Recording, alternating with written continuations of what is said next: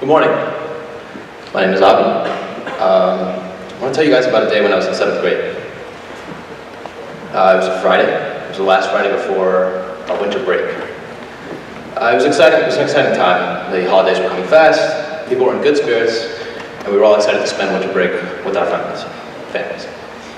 As a launching pad into vacation, our teacher had decided to play The Wizard of Oz. And almost as soon as the movie started, a lockdown was called. Only this time it wasn't a drill. I spent 3 hours huddled behind tables that had been turned onto their side. No one knew why we were doing this or how long it was going to go on. And 3 hours later, we all got sent home. We figured out what happened on the news later. In the immediate days following, the swarm of media that enveloped our town had filled the streets, restaurants, parking lots, anything that was outside our houses.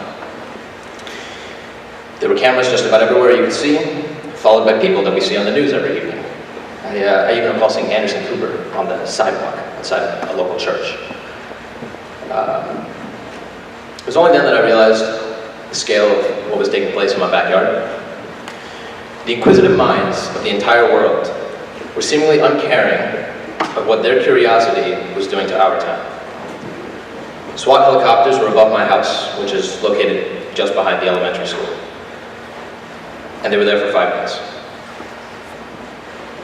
The center of town was filled with stuffed animals, candles, pictures, and posters. We've come to recognize these things as staples of an event like this. Our town was in a perpetual condition of hysteria for the next month. 5 years later, when I introduced myself to the people I'm attending college with next year, they asked me where I'm from. I tell them. And they all react the same way. I'm so sorry. That's what they say to me. I sometimes have to explain that I went at that school, that I wasn't personally at risk of physical harm. And then, they're almost a little disappointed, as if they can't decide how they feel about it, as if psychic and emotional pain and damage isn't so easy or interesting to hear about. It's almost as if they regret asking, as if they feel they've pinched a nerve or crossed some unspoken boundary. I can understand how people might react this way, because there aren't too many things that one can say in response to word. Newtown isn't some broken place, trapped in the past, incapable of moving past that day. Newtown is my home. Of course, there are days when our history hangs over us like a dark cloud. It's a constant reminder that our town will never be the same. This was horrible, and it hurt far too many people. But we as a town are not a sob story. I don't even know if we have one story, but I do hope that it's one of strength and better listening. We're more aware of it. We recognize when someone is having a bad day, and we make our own small effort to improve. Nobody here has forgotten what happened to us. We just learned to deal with it. So much so to the point that whenever something like this happens, and we hear it on the news, I guess a lot of us are desensitized to what we are hearing. I'm aware that I'm desensitized, that my desire to solve a problem is sometimes caught up in my wanting to have certain feelings about it. And I guess it's time for me to accept that I can be urgent and sincere about wanting to solve this problem. The catastrophe of a single miserable person using a weapon of war to destroy the lives of his local school, even if some days I want to forget it ever happened. Some days I want to spend the day crying about it. Some days I want to fight anyone who looks like they disagree. And some days, I just don't know how to feel.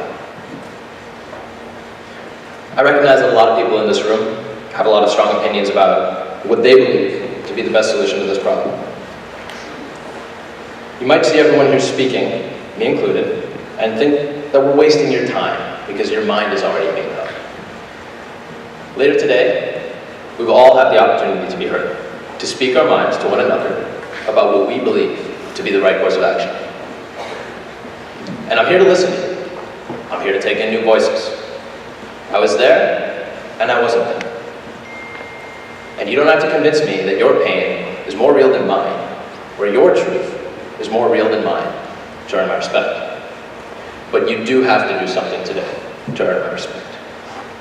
And it's tricky, so please consider it. To be a part of these discussions, stay with your thoughts and your feelings and your ideas. Please don't try to bend my words or bend any other words here.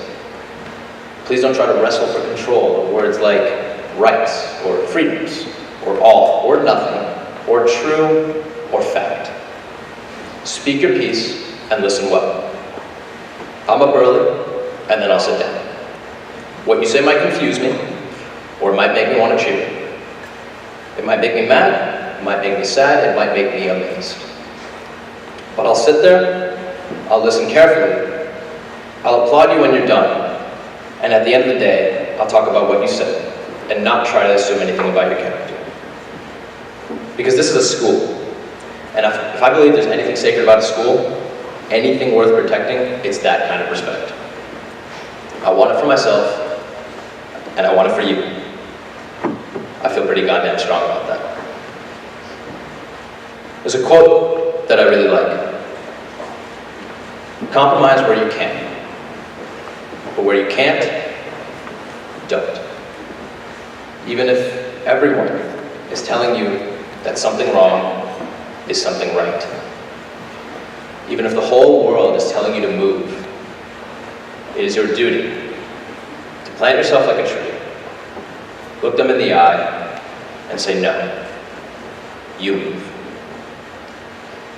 I believe in that.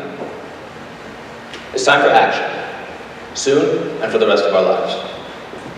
But today, it's time for listening and thinking. So I thank you for your time and for your listening. I will do my duty. I will plant myself like a tree.